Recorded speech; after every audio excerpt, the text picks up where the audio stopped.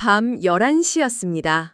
저는 경기도의 한 아파트 20몇 층 현관 앞에 앉아 스마트폰 화면을 두어 번 두드렸습니다. 우유 한 팩, 얇은 유리컵 하나, 그리고 다음날 아침에 먹을 식료품 몇 가지. 결제 버튼을 누르면서도 저는 반쯤 웃고 있었습니다. 내일 오후 잘 되면 저녁쯤 오겠지. 30년을 물류로 먹고 산 사람의 상식이 그랬으니까요. 다음 날 아침 6시, 알람 소리에 눈을 떠 현관문을 열었습니다. 저는 그 자리에서 멈춰 섰습니다. 차가운 새벽 공기 속에 어젯밤 그 물건들이 문 앞에 얌전히 놓여 있었습니다. 우유는 보냉백 안에서 아직 차가웠고 그 약한 유리컵은 완충제에 쌓여 흠집 하나 없었습니다. 저는 시계를 다시 봤습니다. 7시간. 제가 잠든 사이 7시간 만에 이 모든 게 끝나 있었던 겁니다. 박스를 들고 부엌으로 들어오면서 손끝에 남은 새벽의 냉기가 이상하게 오래 갔습니다. 저는 커피를 내리는 것도 잊고 식탁에 앉아 그 종이 상자를 한참 들여다봤습니다. 상자 안에는 영수증 한 장과 함께 몇 시 몇 분에 문 앞에 도착했다는 사진까지 찍혀 앱에 올라와 있었습니다. 누군가 이 어둠 속을 제가 자는 동안 정확히 다녀갔다는 증거였습니다. 물류로 30년을 산 사람이 아침 6시에 남의 나라 부엌에서 종이 상자 하나에 이렇게 오래 붙들려 있다는 게 스스로도 조금 우습긴 했습니다. 제 소개를 늦게 했군요. 저는 뉴욕, 런던, 로테르담 같은 곳에서 30년 가까이 컨테이너선의 입항부터 마지막 골목 배송까지 지켜본 물류회사의 임원입니다. 세계 물류의 표준 지도가 제 머릿속에 그려져 있다고 자부했습니다. 서구에서는 프라임 서비스에 매달 돈을 내도 하루 이틀은 기다리는 게 당연했습니다. 그런데 한국에 파견 온 첫날 밤 제가 평생 배운 물류학 공식이 문 앞에 종이 상자 하나에 조용히 무너졌습니다. 그날 이후로 저는 궁금해서 잠이 안 왔습니다. 배달원이 새벽에 부지런히 뛰었기 때문이라고요? 그건 절반만 본 겁니다. 밤 11시에 제가 화면을 누른 그 순간부터 서울과 수도권의 거대한 시스템이 제가 자는 동안 조용히 그러나 정확하게 움직였던 거니까요. 저는 결심했습니다. 이 뒷단에서 무엇이 돌아가는지 제 눈으로 직접 봐야겠다고. 그래서 찾아간 곳이 아시아권 최대 규모라 불리는 쿠팡의 대구 풀필먼트 센터였습니다. 건물 앞에 섰을 때 규모부터 말이 안 됐습니다. 지하 2층에서 지상 10층, 연면적이 축구장 46개 크기입니다. 이 한 채를 짓고 자동화 설비를 넣는 데만 3,200억 원이 넘게 들었다고 합니다. 하지만 저를 정말 조용하게 만든 건 외관이 아니었습니다. 문을 열고 들어선 순간 사람이 상품을 찾아 뛰어다니는 옛날 창고의 풍경이 없었습니다. 대신 밝은 조명 아래 수백 대의 로봇이 질서정연하게 움직이고 있었습니다. 제가 평생 봐온 창고는 늘 소음이 났습니다. 지게차 경고음, 사람들의 고함, 바닥을 끄는 소리. 그런데 이곳은 이상하리만치 조용했습니다. 로봇이 내는 낮은 기계음과 선반이 미끄러지듯 지나가는 소리만 규칙적으로 반복됐습니다. 마치 거대한 시계 내부에 들어와 톱니바퀴 사이에 서 있는 기분이었습니다. 저는 안내를 받으며 층을 옮겨 다녔는데 발걸음을 옮길 때마다 제 머릿속 물류 교과서의 한 장 한 장이 조용히 넘어가 폐기되는 느낌이 들었습니다. 이곳은 사람이 물건을 찾아가는 방식이 아니라 물건이 사람을 찾아오는 방식이었습니다. 7층과 9층을 채운 1,000대가 넘는 자율주행 운반 로봇, 이른바 AGV가 바닥에 촘촘히 박힌 QR코드를 읽으며 움직였습니다. 납작하게 생긴 이 녀석들이 최대 1톤에 달하는 다단 선반을 통째로 들어 올려 작업자 앞으로 실어 나릅니다. 사람은 제자리에 서서 로봇이 데려온 선반에서 화면이 가리키는 물건만 집으면 됩니다. 로봇이 작업자 앞에 멈추면 선반의 특정 칸에 파란 불빛이 켜져서 어느 칸에서 무엇을 꺼내야 하는지 눈으로 바로 알려줍니다. 작업자는 고민할 필요가 없습니다. 불이 켜진 칸에 손을 넣어 물건을 짚고 화면이 시키는 대로 담기만 하면 되니까요. 평균 2분 안에 수백 가지 상품이 실린 선반이 사람 앞에 척척 도착합니다. 쿠팡은 이 방식으로 작업자의 물리적 업무 강도를 최대 65%까지 설명합니다. 실제로 무릎을 굽히고 허리를 숙여 하루에 수만 보를 걷던 노동이 제자리에서 팔을 뻗는 동작으로 바뀌어 있었습니다. 저는 그 앞에 선 작업자의 표정을 유심히 봤습니다. 지치기보다는 차라리 지루할 만큼 단조로운 리듬이었습니다. 여기서 제 상식을 한 번 더 깬 게 있습니다. 재고를 쌓는 방식이었습니다. 보통 창고라면 사과는 과일 칸에, 칫솔은 생활용품 칸에 모아두죠. 그게 상식입니다. 그런데 여기서는 아니었습니다. 빈 공간이 생기고 규격만 맞으면 사과 옆에 칫솔을, 그 옆에 책을 그냥 꽂아 넣습니다. 겉보기엔 뒤죽박죽입니다. 그런데 이게 계산된 무질서였습니다. 어떤 상품이 들어오면 크기를 스캔해서 지금 가장 빈틈없이 들어맞는 자리를 실시간으로 찾아 로봇에게 지시하는 겁니다. 사람은 어차피 그 물건이 어디 있는지 외울 필요가 없습니다. 찾는 건 시스템의 몫이고 로봇이 알아서 그 선반을 통째로 데려오니까요. 그러니 사람의 기억과 동선에 맞추어 물건을 정리할 이유가 사라진 겁니다. 대신 남는 건 오직 하나. 공간을 얼마나 아끼느냐입니다. 땅값 비싼 나라에서 한 뼘의 공간도 버리지 않으려는 집요함. 저는 그 무질서 속의 질서가 오래 기억에 남았습니다. 정리정돈이라는 인간의 오랜 습관을 이 사람들은 아예 다른 차원에서 다시 정의하고 있었습니다. 로봇 하드웨어만 대단한 게 아니었습니다. 그 뒤에는 소프트웨어가 있었습니다. 예전 창고는 주문이 어느 정도 모일 때까지 기다렸다가 한 번에 물건을 가지러 갔습니다. 여기선 기다리지 않습니다. 초 단위로 쏟아지는 주문을 실시간으로 분석해서 지금 작업자가 선 위치, 포장대의 여유, 분류대의 남은 공간을 몇 초 다시 계산하고 가장 짧은 동선을 새로 짜서 내려보냅니다. 주문이 한꺼번에 몰려도 어느 한 곳에서 병목이 생기지 않게 시스템이 알아서 일을 다시 나눕니다. 하드웨어와 소프트웨어가 몇 초 대화하면서 처리량을 끝까지 쥐어짜는 광경. 이건 돈으로 지은 창고의 승리라기보다 응용수학과 시스템 공학이 빚어낸 결과물에 가까웠습니다. 분류도 포장도 마찬가지였습니다. 포장이 끝난 상품을 소팅봇 위에 올려두면 로봇이 운송장 바코드를 읽고 몇 초 만에 지역별 분배구로 내려보냅니다. 작은 원반 같은 로봇 수십 대가 넓은 판 위를 서로 부딪히지 않고 미끄러지는 모습은 하얀 빙판 위를 도는 쇼트트랙 선수들을 위에서 내려다보는 것 같았습니다. 한치의 흐트러짐도 없이 각자 제 갈 길을 알고 움직였습니다.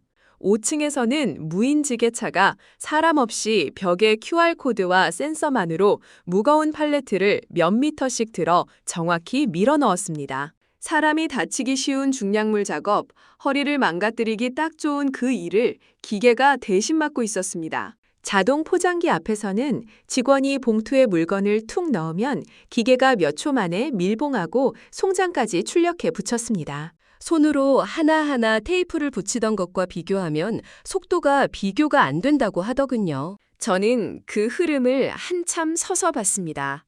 놀라운 건 속도가 아니라 흐트러짐이 없다는 점이었습니다. 물건이 들어오고 저장되고 집히고 포장되고 분류돼 나가는 그 긴 과정 어디에도 끊김이 없었습니다. 하나의 살아있는 몸처럼 움직였습니다. 이런 혁신이 한 회사만의 것도 아니었습니다. 신선식품 새벽 배송을 이끄는 컬리의 평택과 김포 물류센터는 세계적인 수준의 완전 콜드체인을 갖추고 있었습니다. 콜드체인이라는 게 말은 쉬워도 산지에서 상품을 담는 순간부터 고객의 문 앞에 놓이는 순간까지 그 긴 여정 내내 냉기가 한 번도 끊기지 않아야 한다는 뜻입니다. 상추 한 봉지, 회 한 팩이 몇 시간 동안 이 손 저 손을 거치면서도 온도가 크게 흔들리지 않게 통제한다는 건 제가 아는 어떤 식품 물류보다 까다로운 일입니다. 컬리는 그걸 매일 밤 수십만 건 규모로 해내고 있었습니다. 컬리의 진짜 무기는 이름부터 재미있는 인공지능이었습니다. 데이터 물어다주는 멍멍이, 줄여서 대멍이라고 부릅니다. 이 시스템이 날씨, 요일, 시기, 고객 반응까지 살펴서 그날 밤 팔릴 양을 놀랍도록 정확히 맞춥니다. 보통 대형마트의 폐기율이 3% 안팎, 동네 슈퍼는 7에서 8%에 달하는데 컬리는 이 예측 덕분에 신선식품 폐기율을 오랫동안 1% 아래로 묶어두었다고 밝혔습니다. 최근에는 카메라와 딥러닝을 붙인 선별 설비까지 들여 입고되는 농산물의 상태를 사람 눈보다 빠르게 걸러냅니다. 버려지는 음식이 줄어든다는 건 사실 환경의 문제이기도 하죠. 그리고 이 경쟁은 제가 한국에 머무는 동안에도 계속 앞으로 나가고 있었습니다. 밤에 시켜 아침에 받는 새벽 배송은 이제 기본이 됐고, 낮에 주문하면 그날 안에 다시 받는 당일 배송이 곳곳에서 자리를 잡았습니다. 하루에 배송 기회가 한 번이 아니라 두 번으로 늘어난 겁니다. 어떤 서비스는 주문 시점과 배송 시점의 간격을 몇 시간 단위까지 좁혀놓았습니다. 한국 소비자들은 말 그대로 기다림이라는 감각 자체가 옅어지는 시대를 살고 있었습니다. 저는 처음엔 이게 과잉이라고 생각했습니다. 그런데 몇 주가 지나니 저조차도 우유가 떨어지면 마트를 떠올리는 대신 반사적으로 앱을 열고 있었습니다. 편리함은 무섭게도 빨리 몸에 뱄니다. 그런데 말입니다. 이 화려한 로봇들을 다 보고 나서 제가 진짜로 무릎을 친 건 따로 있었습니다. 미국이나 유럽에 잘 나가는 회사가 이 대구 센터를 통째로 복제해가도 자기 나라에선 이 속도가 안 나옵니다. 이유가 뭘까요? 한국에는 흉내낼 수 없는 하드웨어가 하나 있기 때문입니다. 바로 빽빽하게 들어선 고층 아파트 단지입니다. 제가 일하던 미국의 어느 교회를 떠올려 보면 집과 집 사이가 멀찍이 떨어져 있고 진입로가 길고 우편함이 도로변에 나와 있습니다. 배송기사는 차를 몰고 몇 분을 달려 상자 하나를 내려놓고 다시 차에 올라 다음 집으로 향합니다. 하루에 갈 수 있는 집의 수가 물리적으로 정해져 버립니다. 마지막 골목 배송에 돈과 시간이 다 쏟아지는 겁니다. 물류업계에서는 이 마지막 구간을 두고 전체 비용의 절반 이상을 잡아먹는 가장 비싼 구간이라고 부릅니다. 한국은 정반대였습니다. 좁은 땅에 수백, 수천 세대가 한 단지에 층층이 모여 삽니다. 기사가 트럭을 지하 주차장에 한번 세우고 엘리베이터를 타면 내려서 걷는 몇 분 안에 수십 세대의 배송이 끝납니다.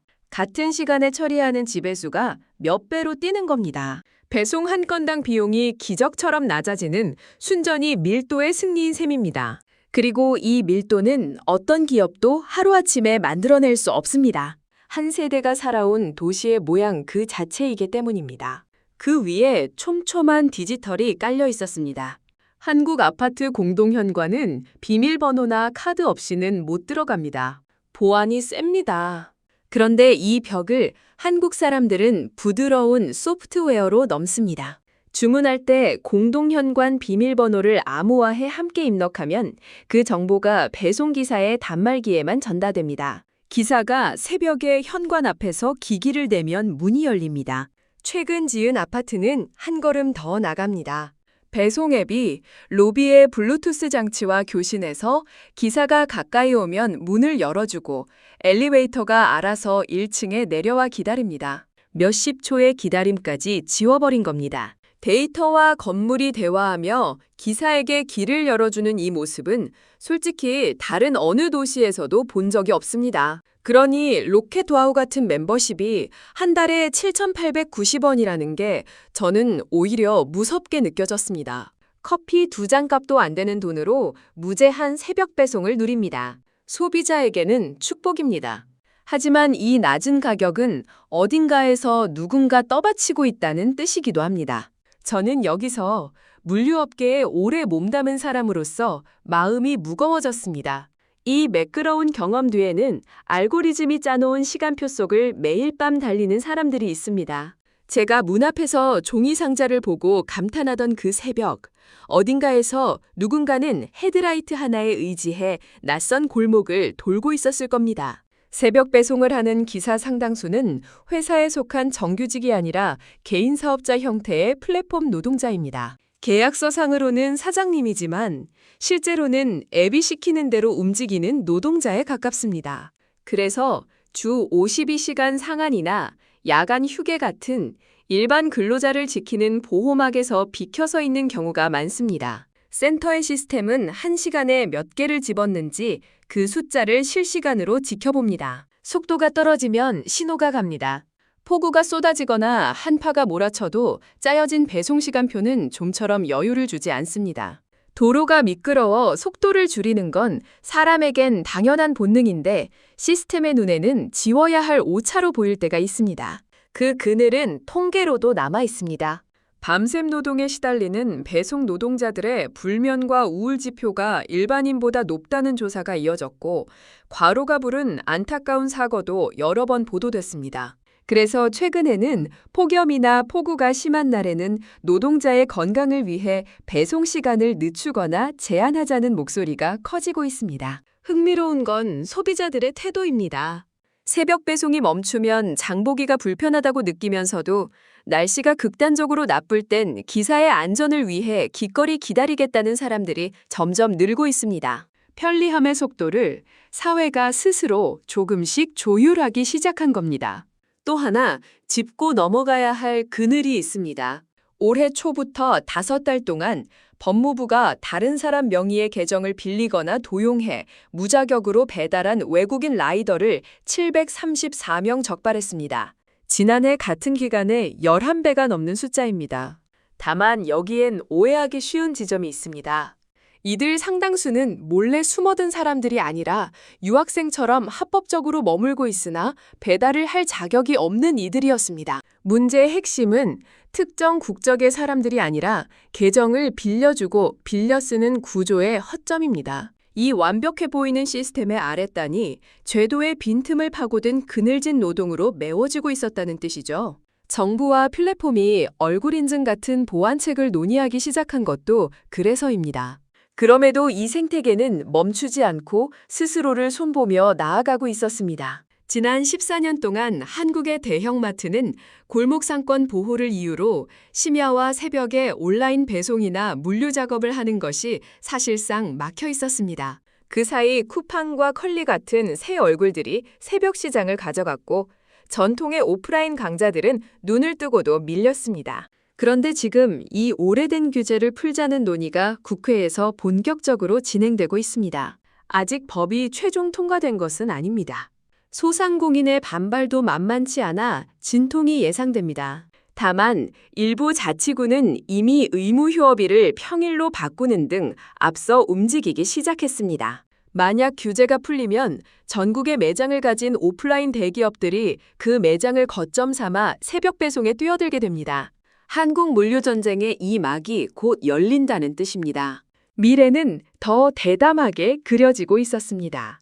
한국의 엔지니어들은 지상의 교통 혼잡을 아예 우회해서 서울 지하철의 지하철도망을 새벽 시간에 화물 운송로로 쓰는 구상을 진지하게 연구하고 있습니다. 인구 1,000만의 도시에 매일 쏟아지는 택배 물량으로 지상도로는 포화 상태고 미세먼지와 정체는 이미 큰 비용입니다. 반면 지하철은 매일 엄청난 사람을 적막한 시간에 실어 나릅니다.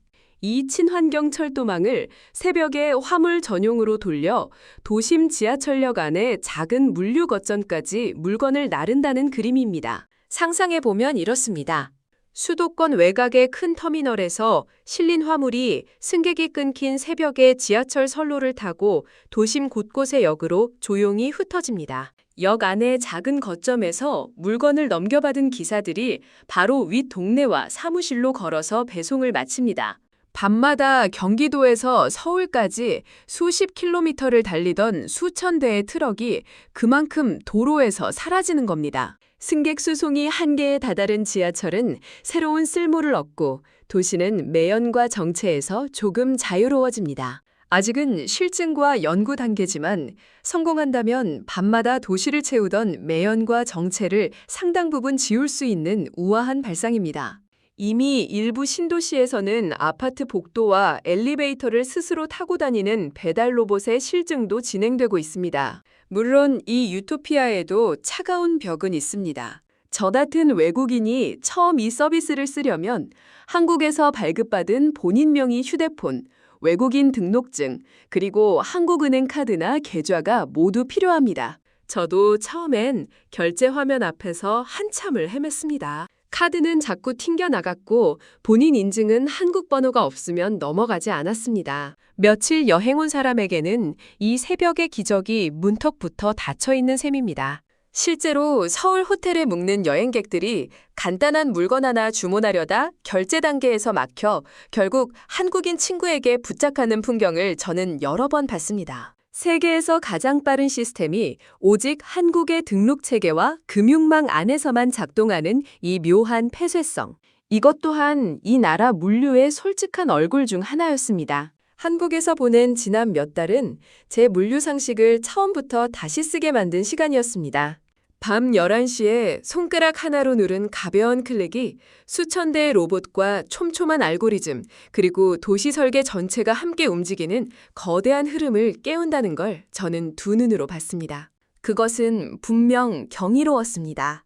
이 나라의 밤은 잠들지 않고 도시 전체가 물류의 흐름을 위해 숨을 쉽니다. 로봇과 알고리즘과 콘크리트 건물이, 그리고 그 사이를 오가는 사람들이 하나의 리듬으로 밤을 지탱합니다.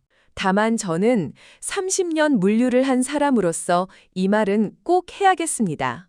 그 안에는 아직 풀지 못한 숙제가 있습니다. 그 편리함을 떠받치는 노동의 무게, 그리고 제도의 빈틈 말입니다. 감탄만 하고 지나가기에는 그 새벽길을 달리는 사람들의 몫이 너무 큽니다. 그래서 저는 이렇게 정리했습니다.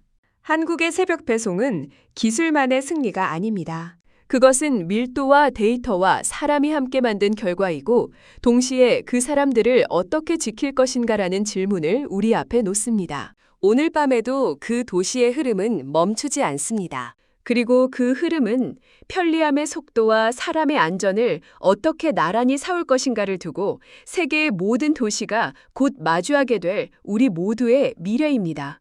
이 영상이 그 미래를 조금 다르게 보게 했다면 구독과 댓글로 당신의 생각을 남겨주세요. 우리는 다음 이야기에서 또 하나의 잠들지 않는 도시를 찾아가겠습니다.